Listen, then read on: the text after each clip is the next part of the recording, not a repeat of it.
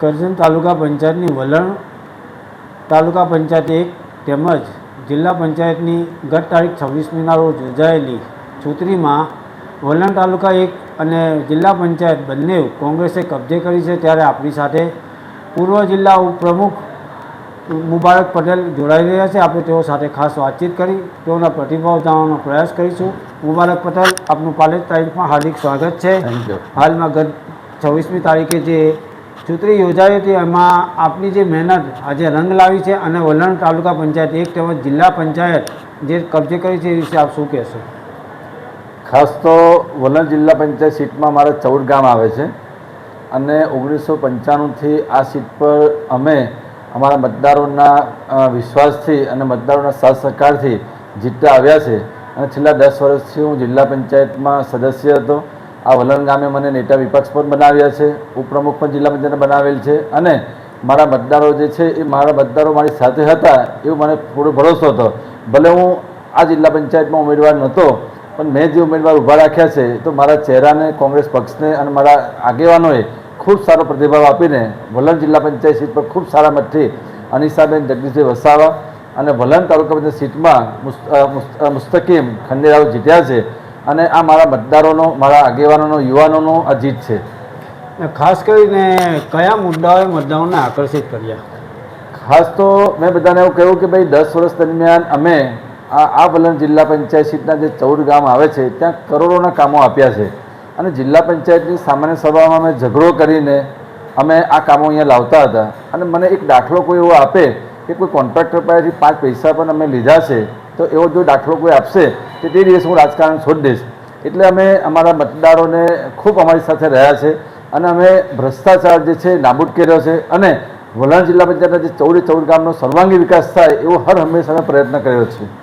અને વલણ તાલુકા પંચાયતની બે બેઠક જે બિનહરીફ થઈ એમાં લોકમુખી એવી પણ ચર્ચાઓ ચાલે છે એમાં કોંગ્રેસે કોઈ ધ્યાન ના આપ્યું એ વિશે આપ શું કહેશો?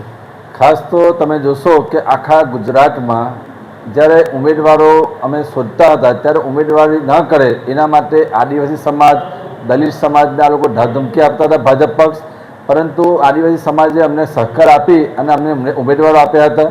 અને વલણ બેની જ્યારે હું વાત કરું તો અમે મેસરા ગામમાંથી આદિવાસી સમાજમાંથી યુવાન લીધા હતા, પરંતુ તમે જોશો તો તંત્ર જ્યારે ઇલેક્શન લડતું હોય, પોલીસ ખાતું ઇલેક્શન લડતું હોય એ રીતે ધમકી આપી, પ્રલોભન આપી, લાલચ આપીને અમારા ઉમેદવારને તેઓ લઈ ગયા છે। પરંતુ હું તમને જણાવું કે જિલ્લા પંચાયતનું જ્યારે ઇલેક્શન આજે થયું છે અને વલણ 2 વિસ્તાર જે છે તેના તમે મત જોશો તો ભાજપ કરતાં અમને 1000 મત વધારે મળ્યા છે।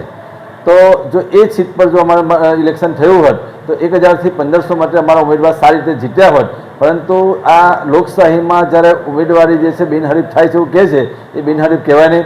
આજે જો ભાજપ એક તમને ચેલેન્જ આપું છું આપણા માધ્યમથી કે વલણ બેના ભાજપના જે ઉમેદવાર છે એ રાજીનામું આપી અને ફરી ઇલેક્શન કરે તો 500% એવું કહું છું કે કોંગ્રેસ પક્ષનો ઉમેદવાર જીતીને બતાવે। અને કોલિયારની જે બેઠક છે જે આગલી ટર્મમાં કોંગ્રેસે કબજે કરી હતી ને આ વખતે કોંગ્રેસ એમાં પરાજય મળશે એ વિશે શું છે? કોલિયા સીટ પર અમે ગયા વખતે કોંગ્રેસ પક્ષના અમારા ઉમેદવાર જે છે એ જીતેલા હતા, પરંતુ આ વખતે કોલિયાદ ગામમાંથી જ બીટીપીના એક ઉમેદવાર ઊભા રહેલા અને તેઓ લગભગ 450 મત લઈ ગયા છે અને એના કારણે કોંગ્રેસ 150 મતે હારેલ છે। પરંતુ એ જે ગામો તમે જોશો તો એ ગામમાં પણ કોંગ્રેસ પક્ષને બહુમતી મત મળ્યા છે, માત્ર બીટીપી જે મત લઈ ગયા છે એના કારણે અમારો ઉમેદવાર 150 મતે હારેલ છે। પણ ભવિષ્યમાં એ કોલિયા સીટ પર અમે કબજે કરીશું એ અમને આશા છે। તો આ હતા પૂર્વ જિલ્લા ઉપપ્રમુખ મુબારક પટેલ કોંગ્રેસ અગ્રણી કે જેઓએ વલણ તાલુકા પંચાયત 1 બેઠક તેમજ જિલ્લા પંચાયત બેઠક જે કબજે કરી એ બદલ પહેલાં તો મતદારોનો આભાર વ્યક્ત કર્યો અને સાથે સાથે વલણ પંચાયત 2 બેઠક માટે તેઓએ સીધો આક્ષેપ કર્યો છે કે ભાજપે એમને પ્રલોભનો આપી અને એ બધું કરીને વલણ 2 બિનહરીફ કરાવી છે, પણ જો હજુ પણ જો ઇલેક્શન થાય તો અમે 500% એ સીટ પર ફરીથી જીતીએ અને સૌ મતદારોને તેઓએ ખૂબ આભાર માન્યો છે અને સાથે સાથે વિકાસના કામો માટે પણ તેઓએ વચન આપ્યા છે। પાલેજ ટાઈમ્સ, કરજણ।